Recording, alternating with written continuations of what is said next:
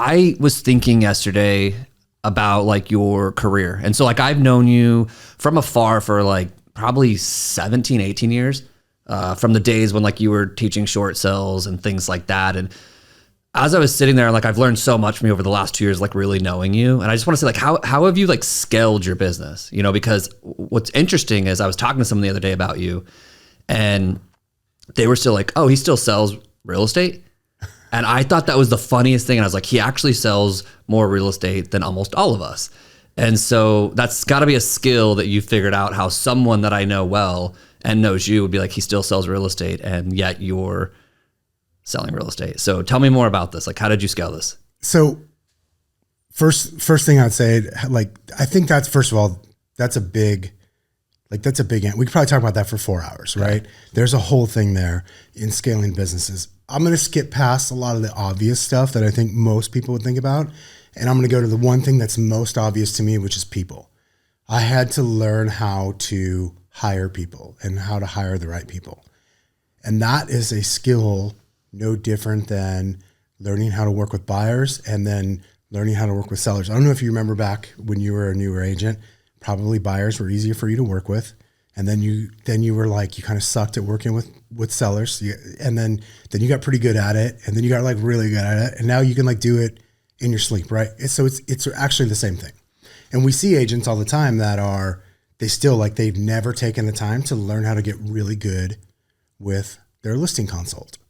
Well, same thing happens when it comes to hiring. Here's what normally happens. Most agents will go out and hire somebody, and we don't usually get that lucky most of the time. Some of us do, and it turns out bad. Like it more times than not, it turns out to be a bad experience. And the lesson that most agents take away from that is hiring people sucks. Having employees suck. And it doesn't. Having employees is amazing once you know how to do it right. And so my short answer to your question is people. Like it's 100% the best investment you can have is people. Systems come second, but it's a distant second. So first thing is like really learning how to hire people. And that for me, I'm telling you right now, took years of practice. And when I say years, I mean literal years. Like I probably interviewed, first of all, 3, 4, maybe 500 agents for my team alone. And I've definitely interviewed 150 to 200 administrative people in the last 16 years. So first of all, it starts by having just like anything else, having a lot of reps. But then there's the skill of hiring people or like finding that person out there. And then there's the other skills that come with how do you bring them into your organization? So there's like I'll call it onboarding and training for lack of a better word. And then there's how do you get the hell out of their way when they're really talented? And how do you know when to cut bait when they're not? And that's the hard part. I think most of us in this industry hire out of pain because like there's too much work to do. And so we'll take the first person that comes along with a pulse that says they'll do the work. And then they're not that very, very good at it. And so then I should just do this myself. I just keep more in my mind. This is dumb, right? Instead of going, no, I was on the right path and hiring people. I need to do a better job of it. Maybe I missed a red flag along the way and I shouldn't have hired that person. Or I did hire the right person, but I fucked it up because I didn't train them properly. Or I trained them, I found the right person and I trained them properly, but then I fucked it up because I wouldn't get out of their way. I wouldn't actually give them the leeway that they needed to become the person that I needed. And that's to me like that right there. You can sum that up. I spent years working on that. My business partner, Fred, and I spent years working on that. Not that we have it perfected, but it is one thing we're pretty good at. And when you do that, you have a lot more time to build other things that sort of kind of go on without whether you're there or not. So is that something that you've now got like checklists? Let's take your number one employee that you have right now, like the person who runs your world. You don't have to say the names, but like think of somebody who, if they left your company, would be like super painful. How would you go about starting out hiring that person again? So first of all, shame on me because I don't have a bench of people right now. And 5 years ago or 7 years ago, I would have already had a bench. Okay.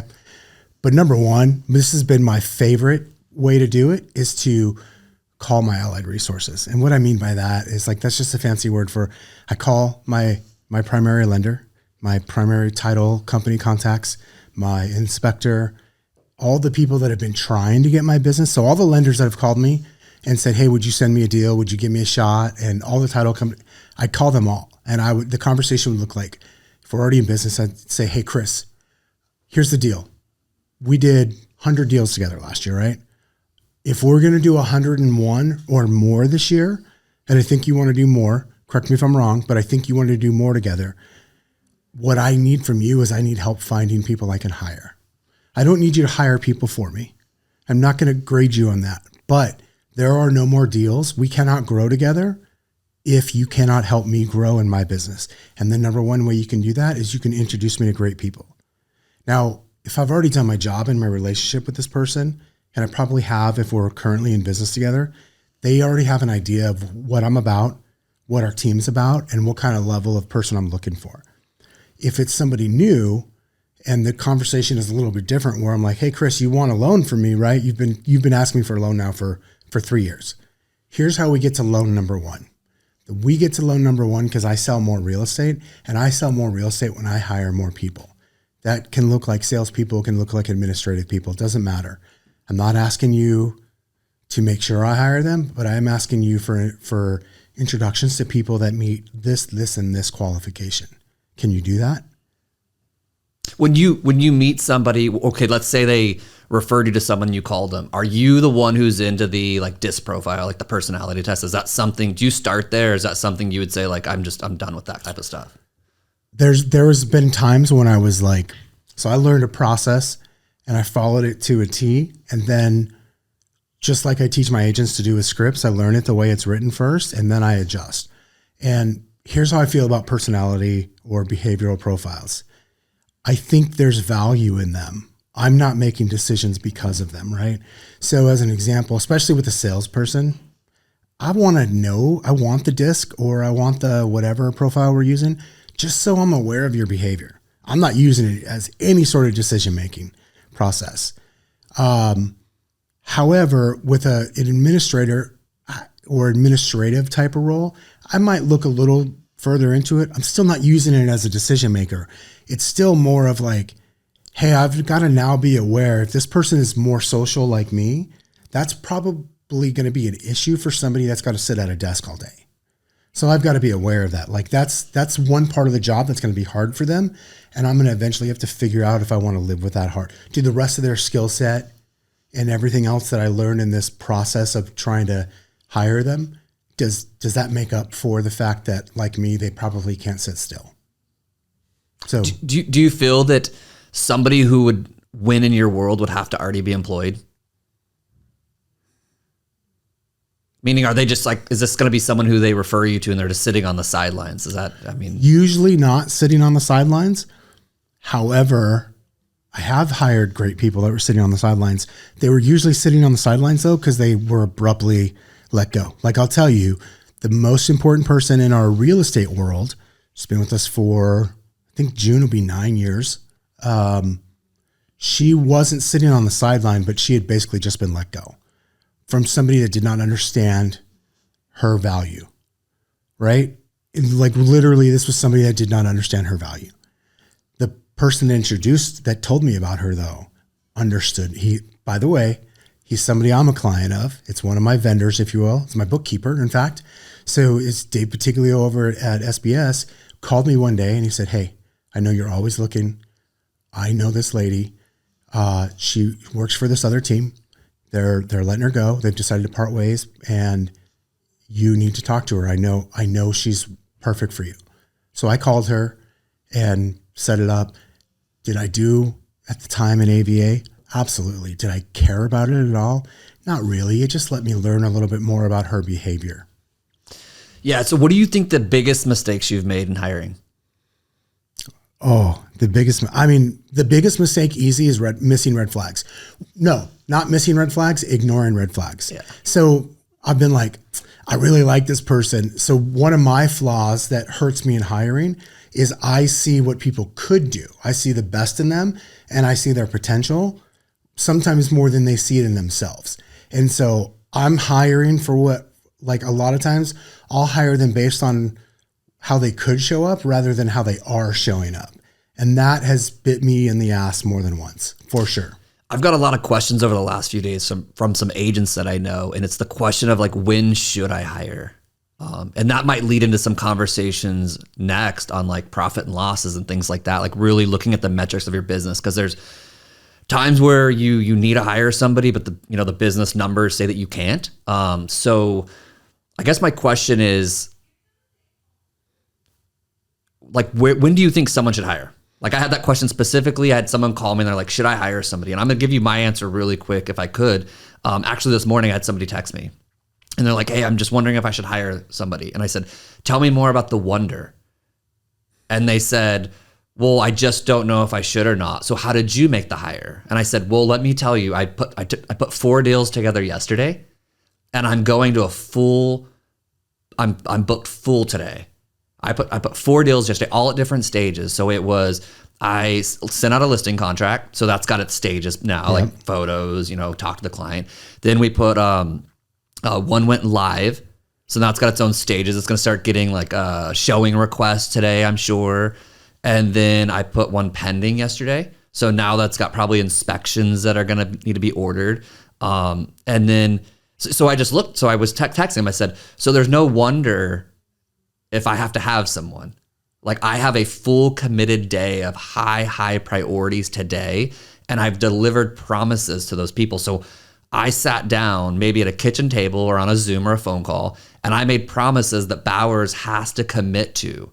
But even though I committed to those yesterday with those people, I still have to go to my commitments today. So I either fell on those commitments to those people. I sat down and made promises to them. And I said, so I'm going to go out probably today with my talents and go find more business.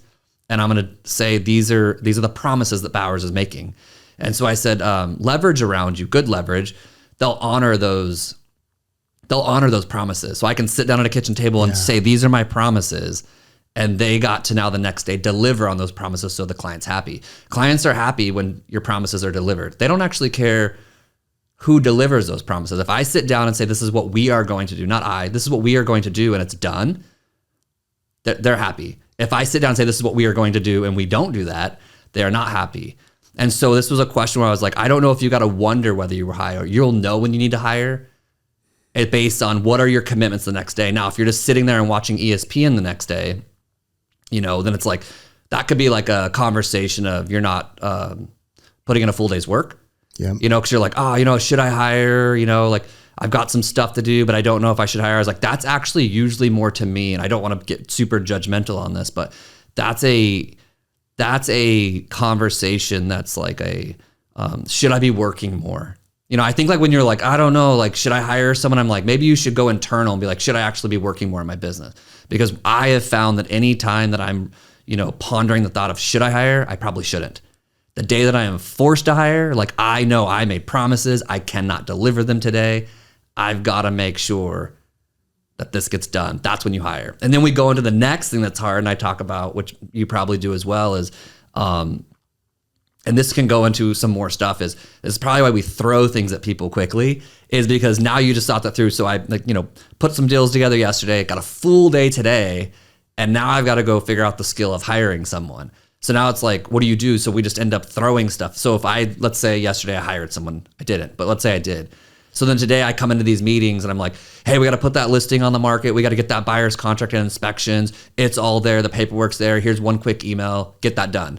And then I go do my full day of priorities, come back. I'm like, is that done? And they're like, yo, like boss, you really didn't give me like a clear playbook on how to do this, but yet like you're being ornery here with like expectations that like I don't even know how to fulfill. And so I think that's where, and I've been a part of this. Like I've had assistants before back in the day where I did that. It was like, get this done. And they're almost like, what needs to be done? Like, I gotta go. I gotta get to another appointment. And they're like, and then you come back and you're just like, I'm kind of rude. And I'm like, now as I've grown up, like really grown up in life, like just personally and business, you look at that and you're like, man, how unfair was that to the person? Like, I just can't think if I went into a job when I was younger and they were like, hey, get that done. Here's a stack of papers. Here's a computer. I'm going to bounce. and then came back and then started yelling at me for things I had no idea what to do. So anyways, man, like, so let's bring this back to you though, so when do you think people should hire? So I had a mentor, and his very polished line that could go in a book was something to the effect of, when you're doing all you can and you can't do any more. That looks good on paper. That looks good in a chapter. It is a good guiding light though, right? That's a good foundation. For some people, that's not good enough though. I'll tell you, Fred and I hired way before we could afford it, and way before we probably needed it. But Fred and I were both very clear on what we wanted to do and what we didn't want to do. We're also both very clear on, even back in the day when we were building, we were still optimizing for personal time and money was second, right? So there's some different factors here as far as when you should. I think some of the things that you brought up as far as like, are you really putting in a full day's work? If you get back, say 4 hours of your day because you hire someone, are you going to go invest those 4 hours into generating more business? Those are things that also have to all be factored in, right? But I think at the end of the day, it's a very personal decision. I don't think there's a one size fits all, but I do think using the guiding light of when you're doing all you can and you can't keep up, like that's an indication. But the problem with that is this. That would be like a starving realtor coming to you today and saying, Chris, what do I do? I need to make money. And you say, go take a listing. And they've never lead generated for listings, and they've never gone on listing appointments, and they've never been told no, and they've never learned how to close, and they've never learned how to price a home appropriately, right? So there's all these skills that you and I were talking about before that you're trying to go put in your 10,000 hours into this other skill. And like, you want the result of somebody with 10,000 hours worth of practice without actually having done it. And that just doesn't happen, right? And so when you should hire, I think, is different for everyone. I always wanted to hire sooner rather than later because I wanted more time. I always looked at it as whatever keeps me furthest away from having to do the work myself, right? So I think it's different for everyone. But that's what I really enjoy about our conversations when we have, conversations. You're always talking about like what your goal is. Like you've always been like super clear on what your goal is. So I think like even you just saying this now, it's like you knew what your goal was, therefore like you knew when you needed to hire. Yeah. And so I think like we really should be thinking about that more. Like I have a note on my phone that says things I don't want to do. And I add to that almost every other day. And so what I love about that is it's kind of therapeutic. Yeah. Because there's things as a business owner that I put on there that I still have to do. But there's something therapeutic like about having a list, because when I have to do it, I'm acknowledging on a list that I don't want to do it. But I'm also, I also know when I've just got to like man up and do the job. Like there's those times where I'm like, hey, like this is just my season in life where I've got to grind, and I'm acknowledging I don't want to do this. So I'm going to write it down. It's therapeutic. But I know that to run this business, I have to do it. That's still my job, is to do that. And then it gives me a list at certain times when I want to think. And you and I talk a lot about thinking, but like I have weekly, I just sit down and think. Yeah. And I'll pull up that list sometimes and I'll just look at it and I'll be like, that's a list of things I really don't want to do. And then I look and see it changes at each season of my business or life. And I'll look at that and it's cool to look at, because you're like, hey, I'm like, oh, whoa, I don't think I have to do that one anymore. I think now that this person could do it. And so every week it's just kind of cool to just sit there and reflect and like, okay, I still got to do that. That's the toughest one. You're like, yep, still got to do that next week. Don't want to, but I have to. You get to one and you're like, hey, I actually think like this employee or this person or this vendor, like they could do that. And then so it's just, I'm always I'm always willing to say, I don't like doing this. I have to do this. And I want to have a process where I can figure out how, as I go on in life, that I can get as much like perfect world. I don't want to do any of that.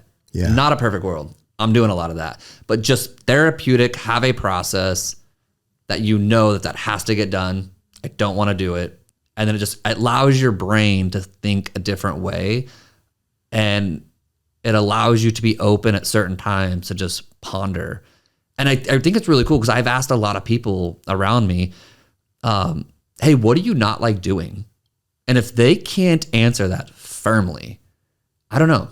Like you could ask me right now, what do I not like doing? And it will be like in our house, my wife will be like, what is it that you do like doing? And I'm like, I like selling real estate, meaning talking to the clients high level. I like hanging out with you a lot. I love hanging out with my dog. I like having conversations with the people around me that I love, whether friends, family, or clients.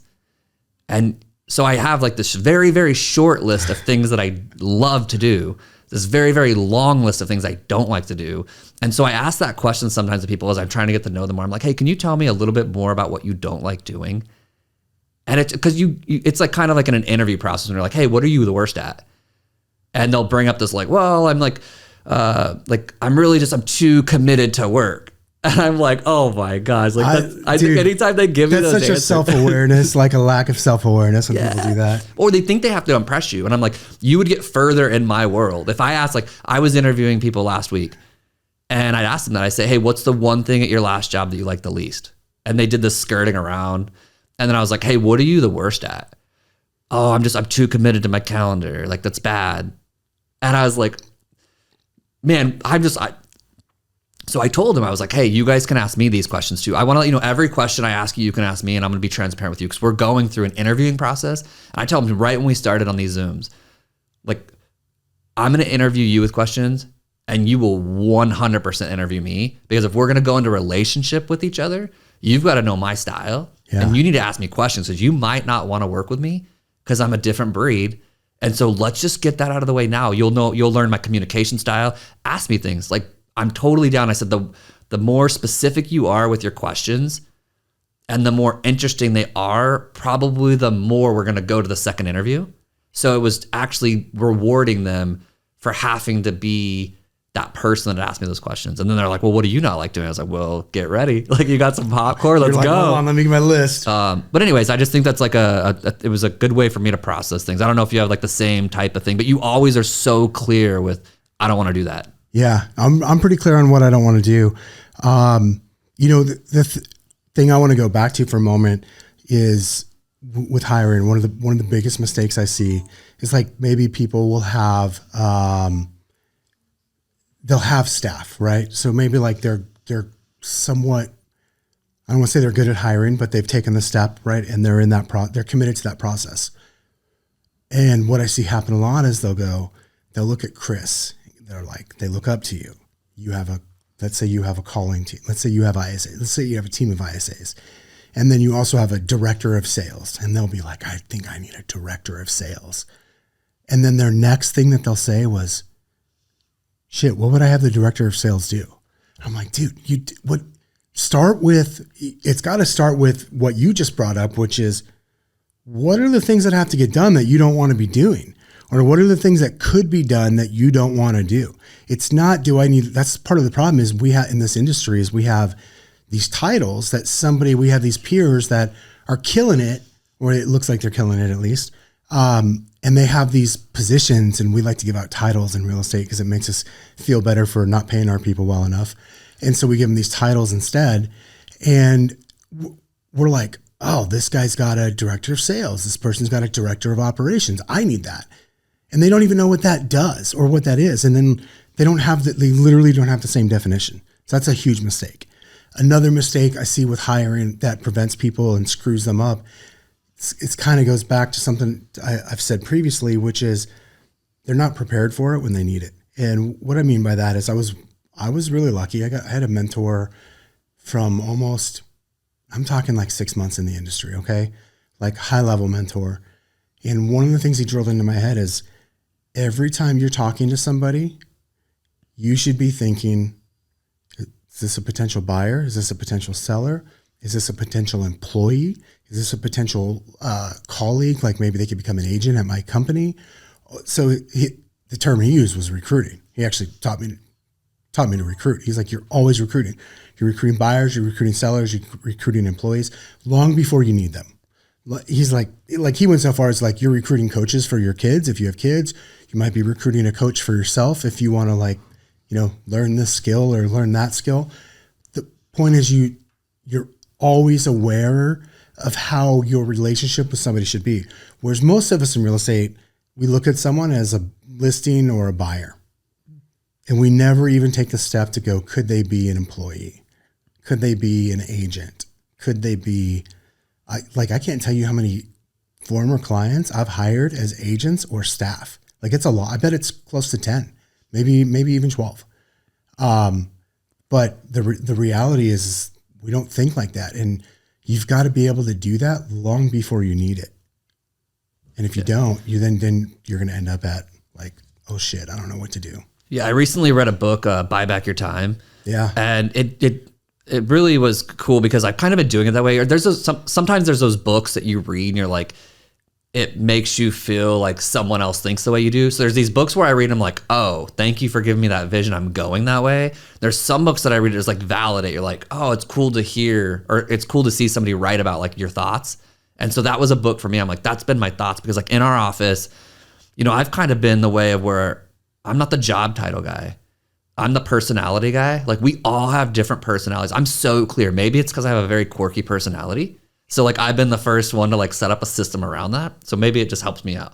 But I've been like, hey, Christy, you've got this personality. Britt, you got this personality. I got this personality. Nathan's got this personality.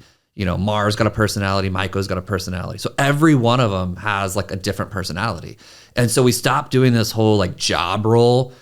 Here's my brain processes it is job role. And then there's checklists. We look at it now like missions. That's a mission to get to a common goal of like, whether it's close house, like that's a mission we've got to complete for that client or whatever it is. We got to complete that mission. And there's a checklist for that mission.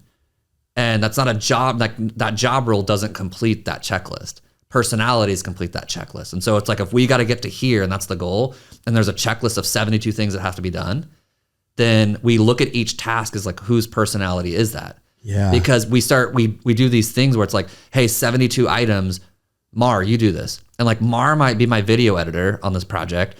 And then Maiko might be my admin. And then Brittany's like high level thinking in our office like me. And Christy's very administrative. And so you just start looking at that and you're like, even though there might be 72 things, like to give that to one person, I think is where people wake up and they say, I don't like my job anymore. And so we've tried to look at it like, how do we get people to like their job more? And maybe that's not giving them a title. Maybe that's just saying like, hey, we have a specific mission here. And I think it goes back to what you said, where we can hear things at events and it's like, this person does this. They have this person, director of ops, ISA.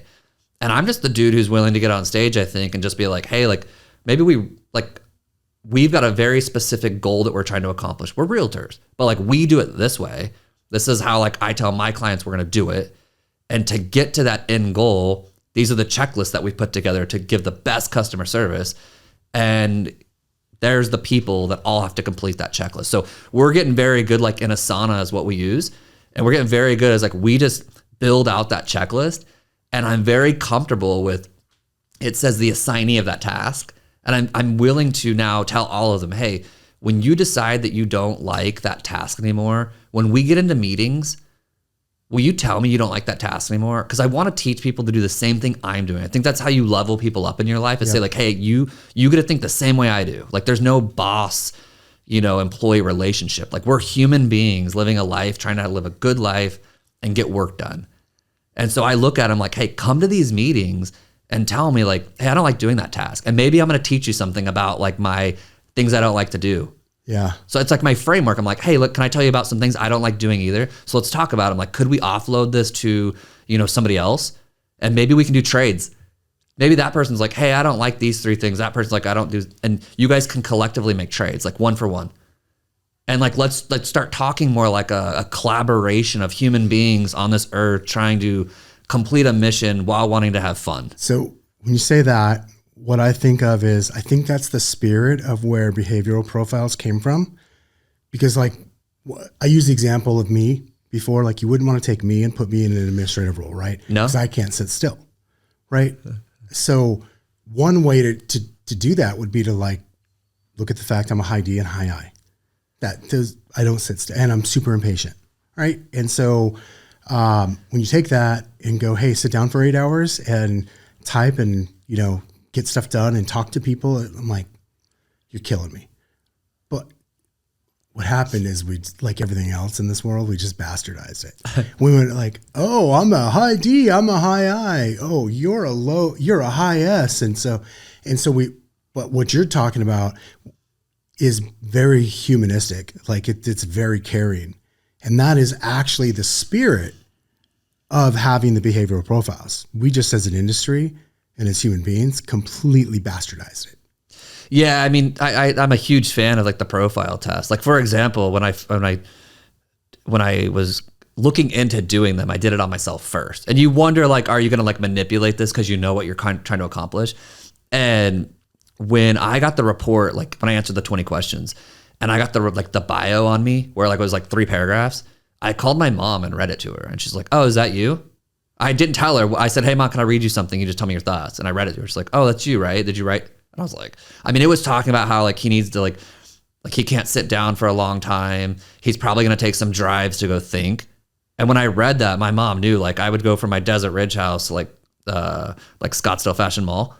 Like I would literally go from Desert Ridge to Scottsdale Fashion Mall down like Scottsdale Road to go slower and then just drive back home.